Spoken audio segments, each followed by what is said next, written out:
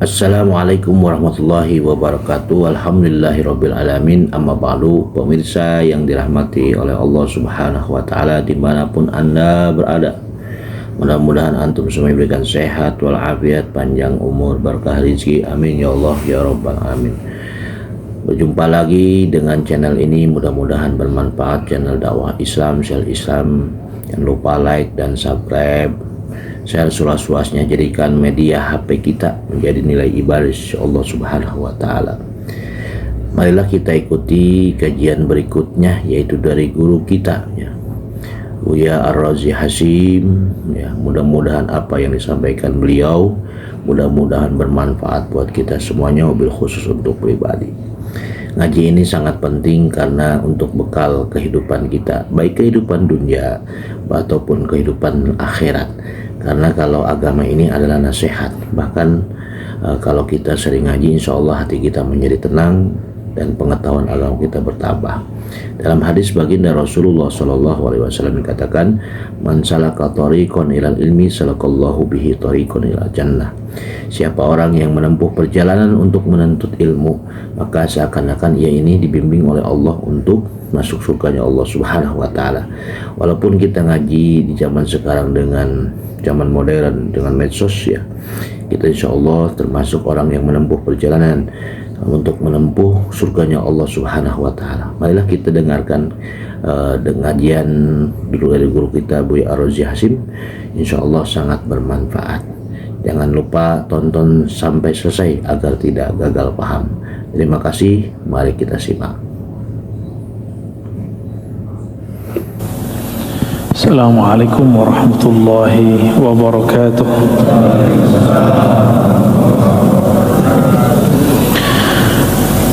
Alhamdulillahilladzi fataha basiratana bi asma'ihi wa kashafa basiratana bi sifatihi wa haqqaqaha bi dhatihi. Asyhadu an la ilaha illallah wa asyhadu anna Muhammadan abduhu wa rasuluh. Allahumma salli wa sallim wa barik ala sayyidina Muhammad wa ala alihi wa ashabihi wa li baitihi wa dhurriyyatihi ajma'in. Nas'alullah al-ahad an yusalli ala sayyidina Ahmad. Amin ya rabbal alamin. Allahumma akhrijna min zulumatil wahmi wal jahli ila al-ma'rifatil ilmi. Allahumma arfa'il hijab anna bi rahmatika ya arhamar rahimin. Jemaah yang dimuliakan Allah, mohon maaf lahir batin, taqabbalallahu minna wa minkum. Semoga Allah menerima kekurangan kita, bukan ibadah kita. Ibadah kita tidak layak diterima, salatnya tidak khusyuk, puasanya penuh dengan kekurangan, puasa mata masih jelalatan, puasa kita masih emosi, zikir masih merasa ahli zikir. Maka ibadah-ibadah begitu tidak pantas diterima. Yang pantas diterima hanya kekurangan kita ya. Syu'aul basirah, kita akan masuk kepada hikmah yang ke-45. Cuma dicetakan ini Darut Taqwa Damaskus, ini cetakan yang menurut saya sangat bagus. Oke. Ini nomornya nomor 36. Jadi digabung nanti dengan yang setelahnya. بسندنا المتصل للإمام العارف بالله بن عطاء السكندري قدس سره قال شعاع البصيرة يشهدك قربه منك. Syu'a ya, syu'a itu bahasa Arab berarti kilauan ya, kilauan yang sampai kepada basirah. Yushhiduka qurbahu minka, yushhidu akan memberikan engkau persaksian, penglihatan, qurbahu kedekatannya Allah, minka terhadapmu. Syu'a bisa juga diartikan cahaya, bisa juga diartikan kilatan. Nah, oleh ulama kita diterjemahkan syu'a ini bahasa majazi dengan nurul aql, cahaya akal. Jadi akal ini ada akal yang memikirkan dunia, ada akal yang memikirkan tentang sifat-sifat dan nama Allah. Nah, akal yang memikirkan tentang nama Allah, zat Allah tidak boleh difikirkan. Ya, kalau nama, sifat masih boleh difikirkan. Itu pengetahuannya itu disebut dengan syu'aul basirah. Ya, walaupun tadi sudah baca Fatihah, tapi hati saya belum enak juga nih. Ya, kita baca Al-Fatihah lagi untuk baginda Nabi Muhammad SAW, dan juga untuk Sayyidina Abu Bakar, Umar, Uthman, wa Ali, untuk para ulama-ulama muhaddithin, mujtahidin, Abi Hanifah, Malik, Syafi'i, Hanbali, Bukhari, Muslim, wa ghairuhum minal muhaddithin, wa khasatan imamuna Abu Hasan al-Ash'ari wa Mansur al-Maturidi, wa muallif hadha kitab Al-Arif Billah bin Ata'illah Sekandari. Al-Fatihah. Alhamdulillah.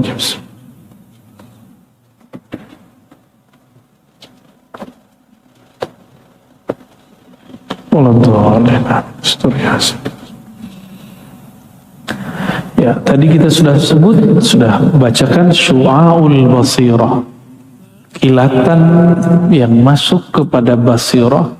Kalau basar, mata, ini mata, kemampuan melihat itu muncul dari sifat memandang. Bahasa Arabnya basar. Ya, bahasa Arabnya basar. Tapi basar itu pada manusia hanya untuk yang zahir. Apabila dia mulai memandang ke dalam dirinya, disebut dengan basirah. Gitu, itu beda basar dengan basirah.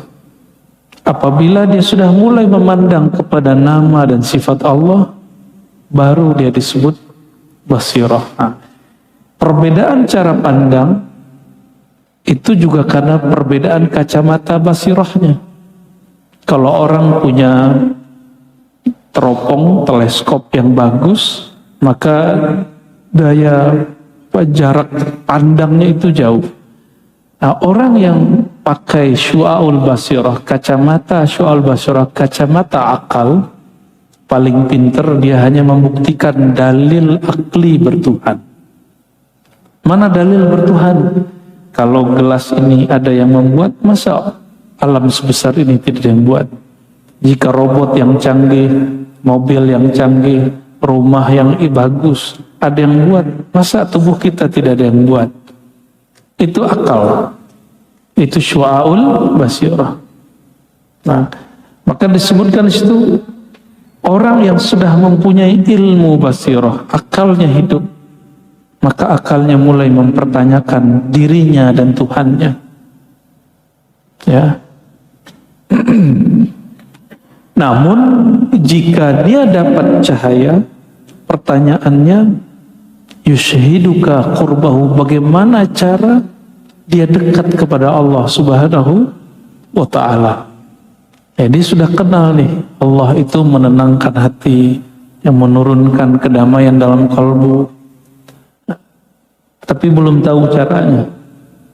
Tapi dia sudah sadar bahwa ada sesuatu yang bukan manusia, bukan malaikat, bukan seperti dia, tapi tidak dapat dicapai oleh akalnya. Nah, disinilah puncak kalam Imam Malik dan Abu Hanifah, begitu juga Syafi'i, Hanbali, Ahmad bin Hanbal. Apa kata mereka? Mahma tasawwarta bibalik, Allahu bi khilafi dzalik. Apapun yang engkau bayangkan tentang Allah, Allah berbeda dengan semua yang engkau bayangkan itu. Ya, jadi terbayang nggak sesuatu lagi zikir? Allah bukan begitu. Karena bayangan masih di sini. Itu sebabnya kenapa ada orang gila, otaknya nggak waras. karena mulai mikir-mikirin Tuhan. Allah nggak boleh dipikirkan. Ya. Allah itu bukan objek pikiran. Allah itu objeknya ruhani. Hanya ruh yang bisa mencapai kesadaran bertuhan. Kalau di sini cuma kesadaran dalil bertuhan. Boleh juga disebut logika atau rasionalisasi bertuhan. Inilah makom para filosof sebelum Islam. Setelah Islam, makom ahli kalam. Ahli kalam ini yang jago debat. Ya, paling tinggi makomnya suka debat, ya, memperdebatkan Tuhan. Ya. Guru saya aqidahnya Asy'ari, namanya Imam Syekh Al-Hasan Al-Basri.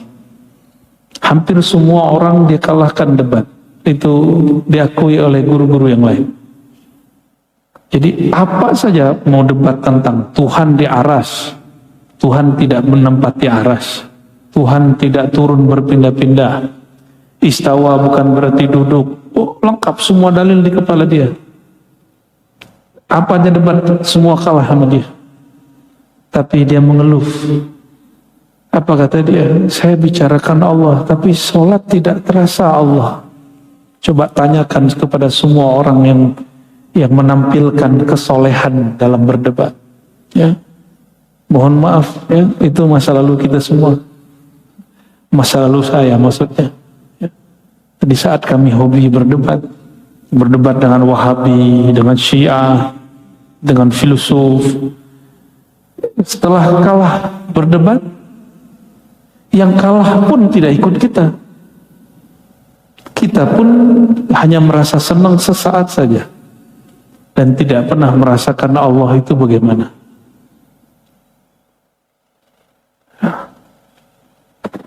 Tapi lumayanlah ya. Kalau nggak ada orang begitu nggak seru juga.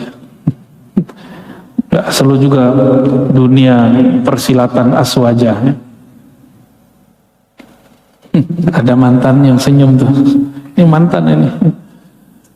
Wa ainul basirati tushhiduka adamaka biwujudi. Ya. Naik tadi kilat. Sekarang ain, mata. Mata basirah tushhiduka adamaka biwujudi. Ini ekonya bisa dikurangin enggak? Dari sininya. Wa ainul basirah, ntar pada ngantuk lagi. Kayak didongengin gitu. Wa ainul basirah, pandangan basirah, pandangan mata batin. Tadi baru kilatan. Tushhiduka adamaka biwujudi. Akan membuka pandanganmu, penyaksianmu, bahwa engkau itu Adam, tidak ada biwujudihi, karena wujudnya. Bi ini bisa diartikan karena, bisa juga indah, di sisi wujudnya. Jadi orang-orang, kenapa Al-Hallaj berzikir Anallah? Karena dia nggak ngeliat dirinya. Gitu. Syekh Siti Jenar. Itu sebabnya kalau memahami dua tokoh ini, termasuk di Banjar, Datuk Abulung namanya, Syekh Abdul Hamid, itu nggak boleh memahaminya dengan satu perspektif, satu cara pandang. Memandang mereka tidak boleh dengan cara teologis semata, bab akidah. Enggak, ini mereka sudah enggak di bab akidah. Mereka sudah masuk ke ranah berikutnya, ranah ontologis. Ya sudah, nggak apa-apa, ya lanjut aja. Nggak ngantuk kan? Mereka ini sudah masuk ke alam rasa, bukan alam akal. Kalau akal benar salah. Kamu kalau nggak begini, pasti begini. Nah itu alam akal. Kalau alam rasa, engkau tidak rasakan, engkau tidak tahu. Nggak bisa diadu. Maka kalau ada orang suka debat, Terus bahasa tasawuf lucu. Dia akan berbenturan sendiri dengan kepalanya. Baca pusing sendiri, berantakan sendiri logika dia. Karena baca ini nggak pakai logika biasa, dia nggak pakai logika rohani, logika rasa. Ya, kalau nggak pernah menjalaninya, nggak akan bisa menjelaskannya. Walaupun sekolah sampai S3-nya 7 kali, apalagi mohon maaf cuma S1. Tapi ada orang nggak sekolah, dia cuma di pesantren ketemu gurunya, lalu ikut riyadhah amalan gurunya, nggak perlu kuliah dia ngerti bab ini. Itu hebatnya ilmu rohani itu. Ya. Wa ainul basirati tushhiduka adamaka biwujudih. Ya, jadi kalau udah faham bab ini, gak usah ragu lagi. Al-Halaj itu tidak kafir, Syekh Syitendar itu tidak zindik, Datu Abulung, Syekh Abdul Hamid dan sejenisnya, Hamzah Fansuri dan lain-lainnya, itu bukan orang-orang fasik, bukan orang-orang zindik. Mereka sampai di Ainul Basirah. Ini maqam mereka. Sehingga dengan pandangan basirah itu, tushhiduka adamak, engkau melihat dirimu tiada dengan wujudnya. Nah, itulah mereka mengatakan anal haq. Jadi ketika Al-Halaj baca anal haq, itu bukan dia yang berkalam, tapi dia tiada, Al-Halaj tiada, Allah berkalam melalui Al-Halaj. Mungkin enggak, jangan dibahas lagi bab akidah, tapi ente memahami lagi hulul, Allah masuk, bukan. Itu bab akidah, enggak ada hulul. Ini bab dzauq. Lebih mulia manusia atau batu?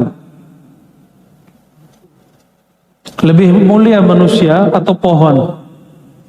Lebih mulia manusia atau goa?